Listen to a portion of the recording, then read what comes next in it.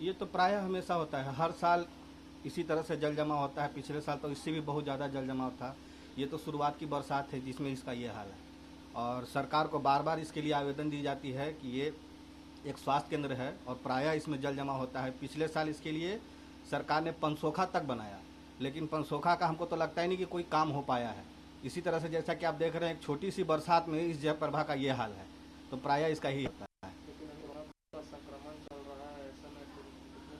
ये तो बिल्कुल ही सही आपने बात कही है कि कोरोना के समय में इस तरह का अगर जल जमाव होगा तो संक्रमण बढ़ने का बिल्कुल ही खतरा बहुत ज़्यादा होगा।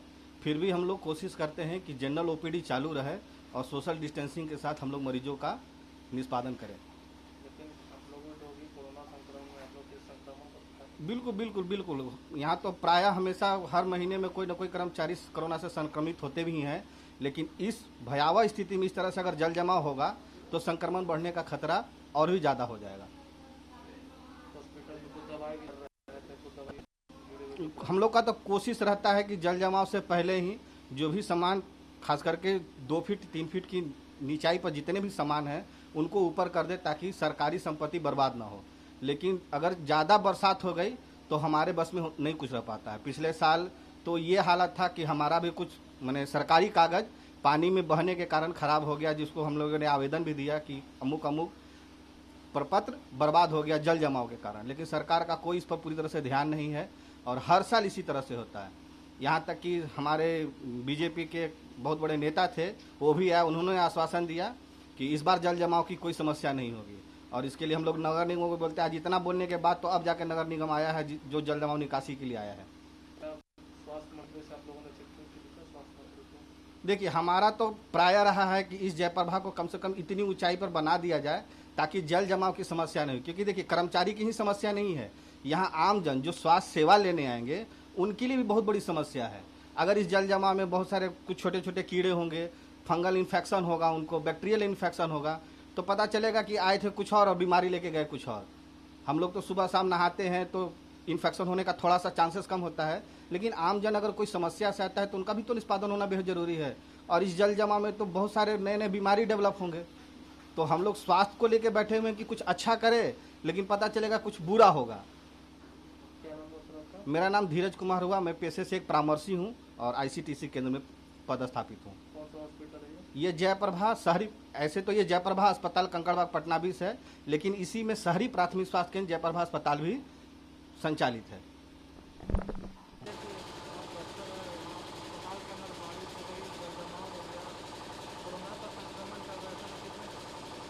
हाँ, ये तो परेशानी तो है ही, क्योंकि अभी तो शुरुआत ही है।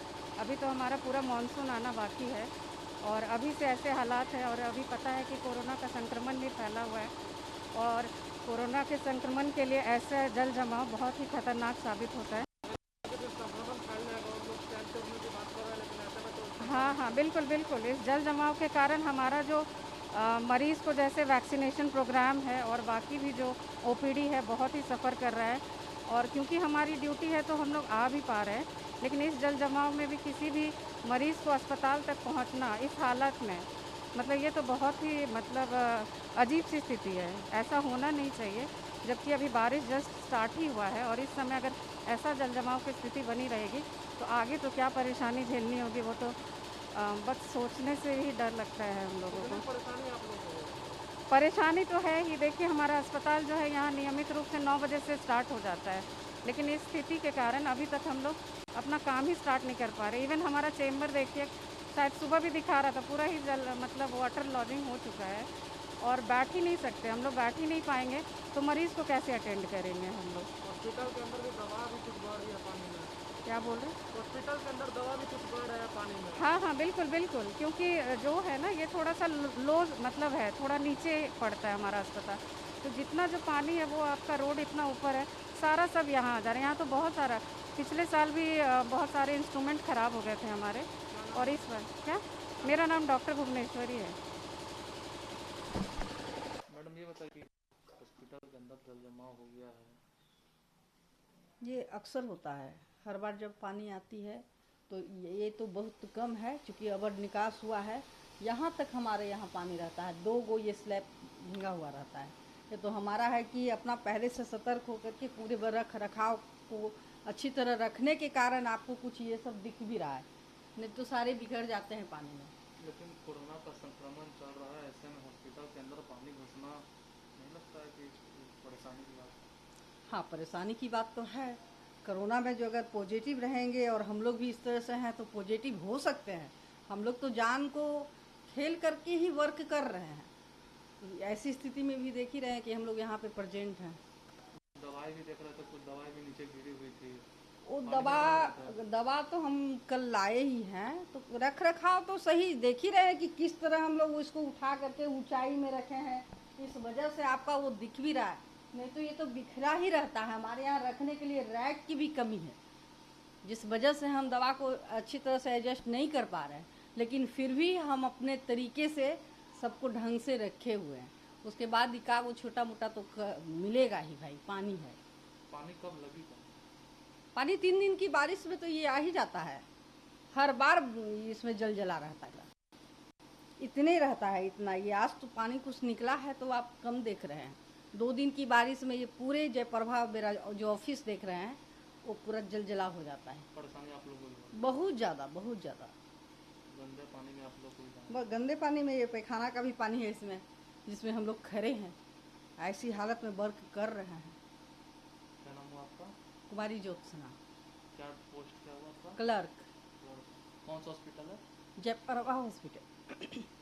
ये बताइए कि आप कोविड का टेस्ट कर रहे हैं, लेकिन अस्पताल परिसर में पानी नहीं। क्या कीजिएगा, पानी पूरा कल रात से ही भरा हुआ है, तो उसी में हम लोग काम कर रहे हैं।